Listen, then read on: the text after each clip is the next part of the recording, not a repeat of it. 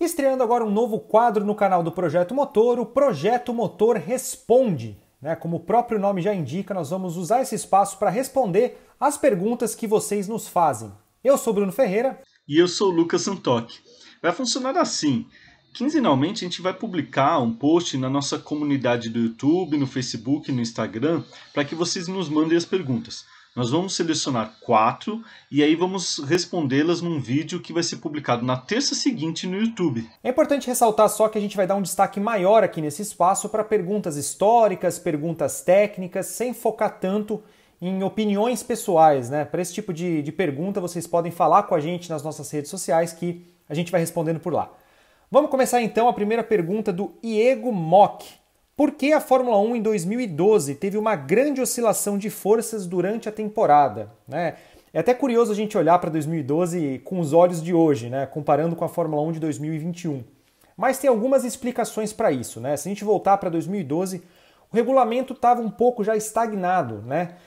Olhando do ponto de vista de motor, ainda na época os motores V8 aspirados, nos anos anteriores houve uma série de medidas de regulamento de olho em fazer uma convergência de performance. Você tinha ainda alguns motores que eram melhores do que outros em alguns aspectos, mas olhando de uma forma geral, todas as fabricantes, principalmente Ferrari, Mercedes e Renault, tinham ali um nível parecido de performance. Então, nesse sentido, não havia uma discrepância muito grande entre todas as equipes. Também olhando do ponto de vista aerodinâmico, a mesma coisa. Você tinha equipes que se destacavam em pontos específicos, mas o regulamento já vinha mais estagnado nos anos anteriores, então você tinha mais ou menos as equipes partindo de uma base sem tanta discrepância. Você tinha, claro, vantagens para uns e vantagens para outros, mas de uma forma geral a base era parecida. E isso proporcionou que o real fator que fez diferença fizesse a diferença de fato. Estou falando dos pneus da Pirelli. Naquela época era uma questão proposital, era uma questão de filosofia da fabricante italiana fazer pneus com alto desgaste. Os pneus se desgastavam muito durante a corrida, justamente para ter ali uma variação de estratégia, para fazer com que os pilotos tomassem cuidado durante a corrida. Então, isso deu certo por esse objetivo da Pirelli. Por que isso deu certo? Porque isso fez com que os pneus ficassem bastante sensíveis. Acabava sendo bem difícil chegar naquele nível de performance exato ali, que o pneu rendia o máximo dele, tanto em termos de temperatura, como até em termos de acerto.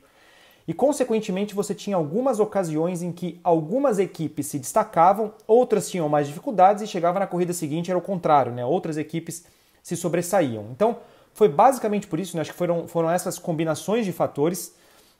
Claro que também tem um quê do acaso, porque em alguns momentos da temporada você tinha equipes que eram favoritas, que vinham fazendo um melhor trabalho, mas que na hora da corrida as coisas davam errado. As equipes cometiam erros tanto de operação, erros de pit stop, coisas do tipo, como falhas de confiabilidade. Então você junta todos esses fatores num só e dá aquela temporada de 2012 que foi tão maluca, tão interessante, porque acho que até hoje a Fórmula 1 se lembra bastante dessa temporada de 2012 porque foi um alto nível técnico com bastante entretenimento. Pergunta de Arthur de Aquino, ele pede, falem da relação do Alain Prost com a chuva. Aconteceu algo que o traumatizou ou ele apenas não rendia bem? O Prost ficou com um tempo, uma certa marca que não andava muito bem na chuva, e a gente precisa pontuar algumas coisas aí, Para começar, a comparação do desempenho do Prost na chuva é complicada porque o grande nêmesis dele, o adversário do Prost, era o Ayrton Senna, que era um dos grandes pilotos na chuva, tanto na época quanto da história. O Senna teve vitórias memoráveis na chuva, então a comparação na chuva do Prost ficou com uma barra muito alta. Mas é claro que que se a gente olhar, o Prost teve algumas atuações um pouco abaixo da média, e também a gente pode lembrar do GP da Austrália de 1989, que ele desiste logo no começo, porque estava chovendo muito, O Senna acabou batendo também naquela prova, mas o Prost desistiu. E depois também tem aquele famoso GP de San Marino de 91, em que o Prost de Ferrari, lá em Imola, uns autódromos ali próximos ali da sede da Ferrari, onde a torcida da Ferrari ficava muito próxima, o Prost rodou na volta de apresentação na chuva e abandonou a corrida. Então isso tudo marcou muito o Prost. E o Arthur ele faz uma pergunta interessante, se algo o traumatizou, e é interessante a gente voltar um pouco. E sim, Arthur, o Prost tem um trauma na chuva do começo da carreira dele, em 1982, GP da Alemanha. Acontece que estava chovendo naquele treino, e o Didier Pironi, que era piloto da Ferrari, ele estava acelerando muito, ele era um dos favoritos, não só à vitória naquele final de semana, como ao título daquela temporada, né?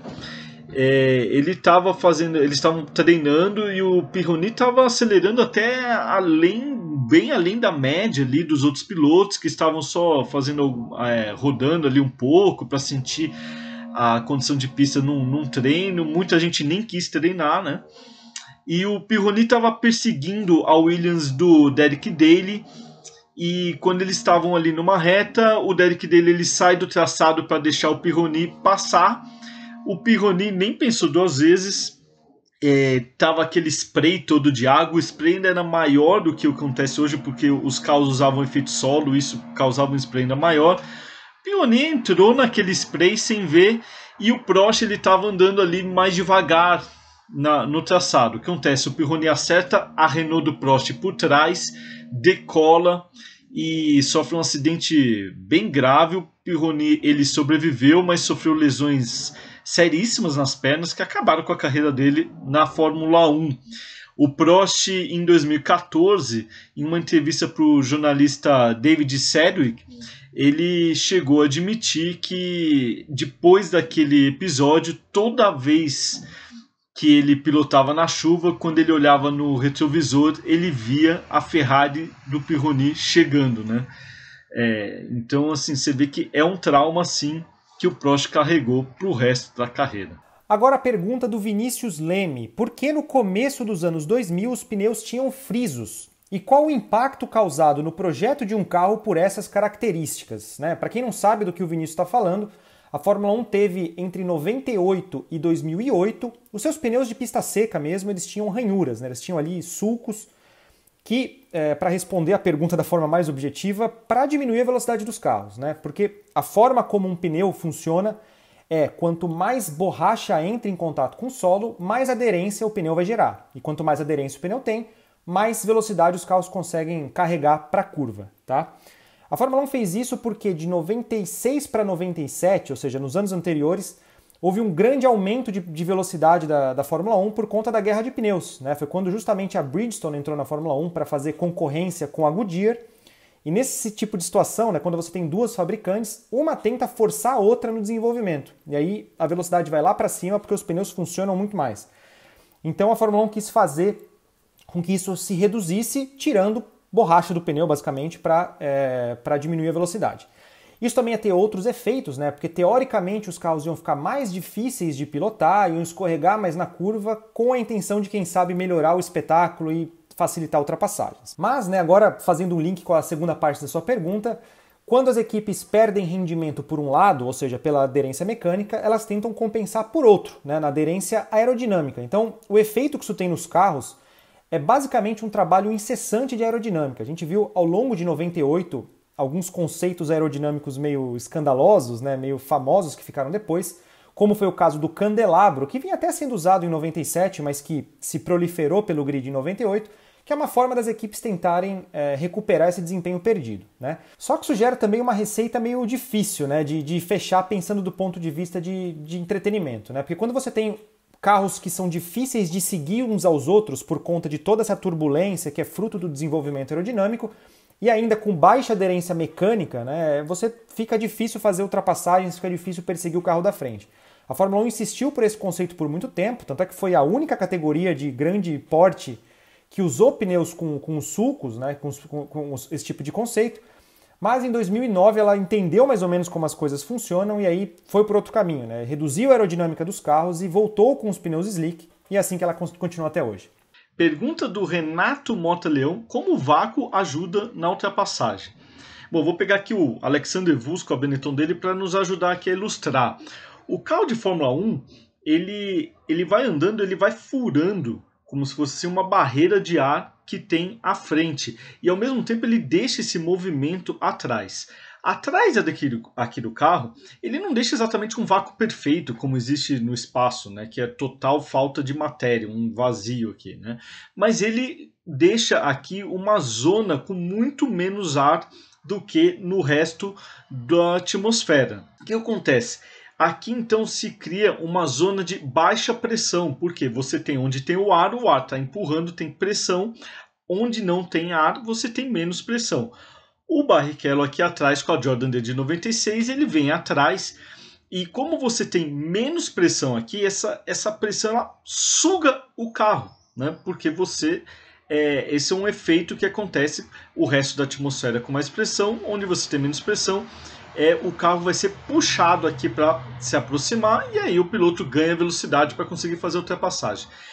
O outro fator que ajuda durante o vácuo é que como esse carro da frente ele está furando a barreira de ar, ou seja, tem um muro aqui mesmo de ar, assim, vamos dizer assim, ele vai fazendo um furo nessa barreira de ar que tem à frente e vai deixando aqui atrás um ar, vamos dizer assim, mais rarefeito.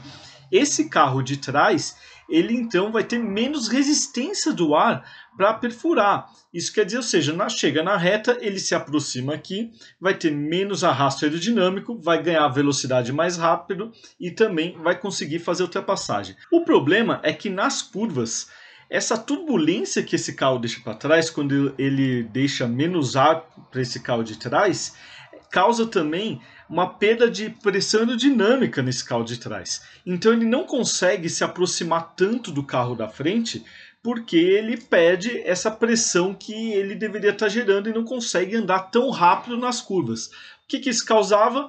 Quando esse carro começava a se aproximar, chegava nas curvas, ele perdia pressão, ficava para trás, chegava na reta, ele não tinha tempo para se aproximar e fazer a ultrapassagem. O que a Fórmula 1 inventou? A asa móvel. A asa móvel ela simula justamente essa questão da diminuição do arrasto aerodinâmico.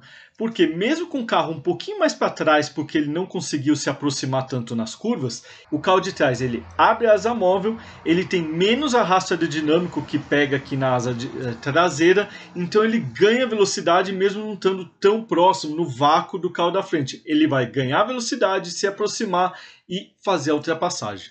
Se você não teve a sua pergunta respondida, na próxima edição do Projeto Motor Responde, manda sua pergunta de novo para nós, né? Sempre lembrando dos critérios que nós falamos ali no começo do vídeo, manda sua pergunta para nós que a gente responde. Nós vamos tentar já responder algumas das perguntas mais simples lá nos posts que vocês mandaram nas redes, então fique de olho, tá? Se você é novo aqui no canal, não se esqueça de curtir o vídeo, se inscrever e compartilhar o conteúdo. E até o próximo Projeto Motor Responde.